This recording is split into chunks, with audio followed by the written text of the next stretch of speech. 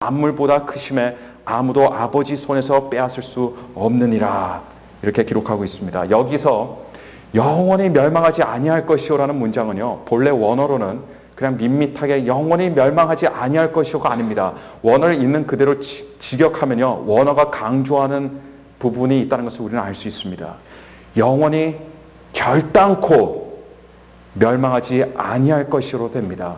영어로 한다면 They shall not perish forever이 아니고 They shall certainly not perish forever, 이렇게 번역할 수 있습니다.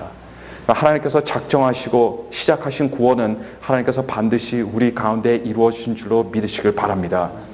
성경이 강조하는 세 번째 원칙이 있습니다. 그것은 그 아무것도 우리를 그리스도의 사랑으로부터 끊을 수 있는 것이 없다는 진리입니다. 로마서 8장에 보시면 내가 확신하노니 사망이나 생명이나 천사들이나 권세자들이나 현재일이나 장래일이나 능력이나 높음이나 깊음이나 다른 어떤 피조물이라도 우리를 우리 주 그리스도 예수 안에 있는 하나님의 사랑에서 끊을 수 없으리라 라고 말씀하고 있습니다. 제가 초등학교 5학년 때 아버지와 함께 또 저희 할아버지 할머니와 함께 온 식구와 함께 제주도에 갔었습니다. 그래서 이제 아버지와 저희 누나와 제가 함께 한라산 정상에 오른 적이 있어요. 한라산이 그래도요, 대한민국에서는, 우리 남한에서는 가장 높은 산입니다. 그런 산에 초등학생이 정상까지 오르는 것은 사실 그렇게 쉬운 일은 아닙니다.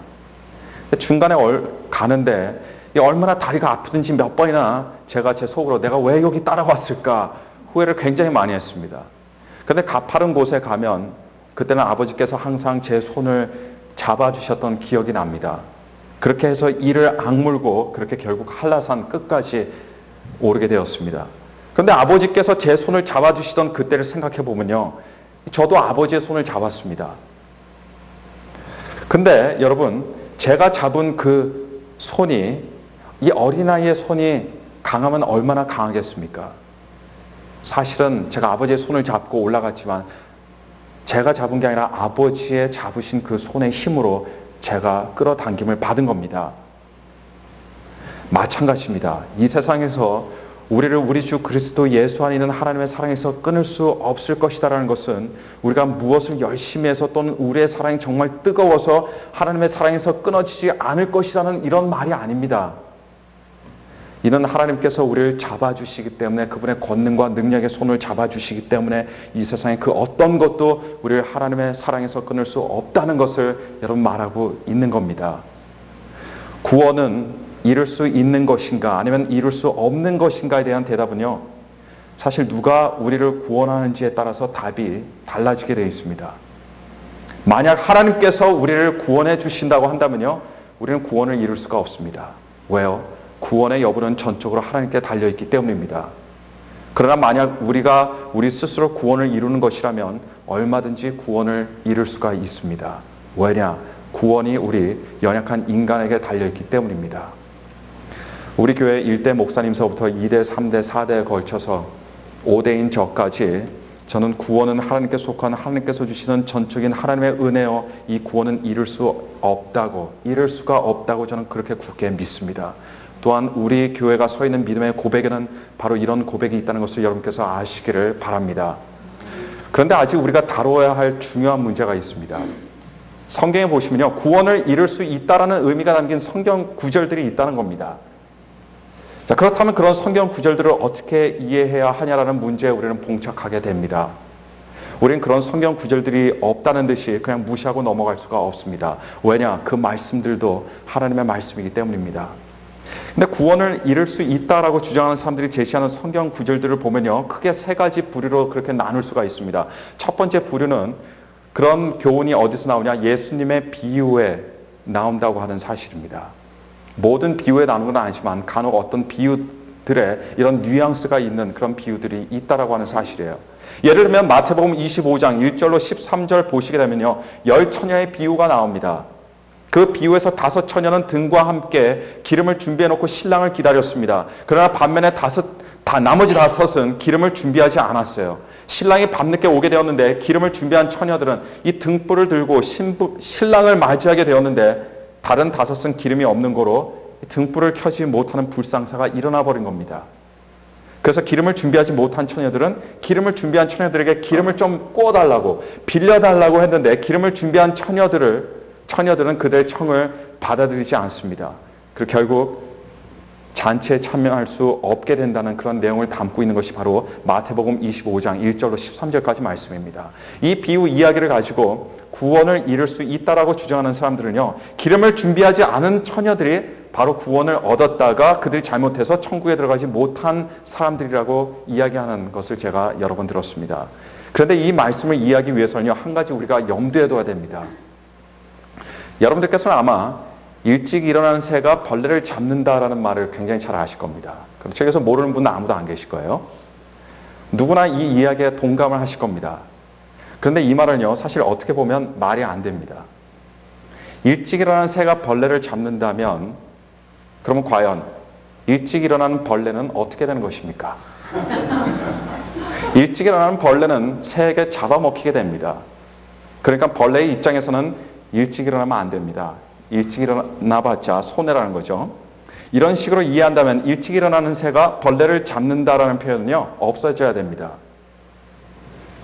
벌레의 입장으로 생각하면 일찍 일어나면 안 되기 때문이죠. 하지만 이 격언은요, 없어지지 않습니다. 왜냐하면 이 격언에서 이야기하려는 요지는요, 벌레의 입장에서 기술된 것이 아니기 때문이에요. 이 격언은 성실한 사람만이 성취하는 사람이 될 수 있다는 그런 교훈을 알리려고 하는 겁니다. 그리고 이 교훈을 새의 입장에서 아주 훌륭하게 전달하고 있는 거예요. 비유의 목적도 마찬가지입니다. 열처녀 비유가 말하려고 하는 요지는 신앙인이라면 주님이 오실 그때를 기다리며 준비해야 한다는 것이 이 비유의 요지입니다. 이 요지를 전달하기 위해서 여러분, 그래서 기름이 나오는 것이고요. 그래서 이 요지를 전달하기 위해서 기름을 준비한 5 처녀와 기름을 준비하지 못한 5 처녀를 이야기에 등장시키는 겁니다. 또 어떤 사람들은 기름을 준비한 5 처녀들이 왜 있는 기름을 나누어 쓰지 않았는지 이해를 못해요. 그러면서도 어떻게 구원을 받을 수 있냐라고 이렇게 이야기하는 성도님들도 저는 만나봤습니다. 그런데 좀 전에도 말씀드렸지만 열처녀의 비유가 만들어진 이유는 단순히 준비하는 성도가 되라는 취지에서 만들어졌지 다른 모든 진리들까지 가르치기 위해서 만들어진 것이 아니라고 하는 이야기입니다. 선한 목자가 잃어버린 양 한 마리를 찾으러 나선 비유 또한 잘 아실 거예요. 어떤 사람들은 아니 단지 양 한 마리 때문에 99마리의 양을 내팽개치고 목자가 갈 수 있느냐 이렇게 토로하는 사람도 저는 만나봤습니다. 예수님께서도 다른 한 사람 때문에 다른 사람들을 내버릴 수 있으신가 이렇게 생각을 합니다. 그러나 아니에요. 그 이야기는요, 단순히 많은 양들이 있어도 예수님 품 안에는 많은 양들이 있다 할지라도 양 한 마리에도 우리 주님께서는 모든 힘과 정성을 쏟고 귀하게 생각하고 기쁜 마음을 가지고 계신다는 것이 바로 이 예수님의 마음, 하나님의 마음을 가르치기 위해서 사용되어진 그런 비유 이야기이지 다른 99마리의 양들을 얼마든지 버리고 갈 수 있다는 것을 나타내기 위해서 만들어진 그런 이야기가 아니라는 겁니다. 성경에 나오는 비유들에는 예수님께서 가르치시고자 하는 특정한 교훈이 있습니다. 그 특정한 교훈을 위해서 만들어진 이야기임을 우리는 알아야 됩니다. 성경에 등장하는 비유는 예수님께서 특정한 신앙적인 교훈을 위해서 이야기하신 것이지 신학적 교리를 가르치시기 위해서 만들어진 것이 아님을 우리는 염두에 둬야 됩니다. 요한복음 15장에 등장하는 포도나무 비유도 마찬가지입니다. 열매를 맺지 못하는 가지는 주님께서 잘라버리시겠다라고 그렇게 엄포를 놓으셨습니다. 이 말은 구원받은 사람이 열매를 못 맺으면 받은 그 구원을 박탈당한다는 이야기가 아닙니다. 한 밭에, 똑같은 밭에 알곡과 쭉정이가 있기 마련이고 타작대에 알곡은 남기고 쭉정이는 불에 태운다는 것은 어떤 공동체이든 구원받은 사람들이 있지만 동시에 구원받지 못한 사람들이 있다는 것을 가르치고 있습니다. 이 땅에 살 때는 그런 사람들이 구별이 안 되지만 나중에 주님께서는 반드시 믿는 자와 믿지 않는 자를 구분시킨다는 것이 알곡과 쭉정이 이야기의 교훈입니다. 포도나무 가지의 이야기도 마찬가지입니다. 구원받은 사람들은 열매를 당연히 맺게 되어 있습니다. 열매가 전혀 없는 사람은 진실한 믿음이 없는 사람들입니다. 구원받은 사람들과 함께 있어도 결국 나중에 주님께서 구분하셔서 잘라내시겠다고 하는 것이 바로 이 포도나무 비유의 이야기입니다. 가롯 유다가 이런 경우에 들어갈 수 있을 겁니다. 함께 12 제자들 중 하나였지만 처음부터 진실한 믿음을 가지고 있지 못한 사람이었습니다. 그렇기 때문에 예수님을 판 겁니다. 진정한 믿음이 있는 사람이 어떻게 예수님을 은 30에 팔아 넘길 수 있겠습니까? 또한 그는 결국 자살해버리고 말았습니다.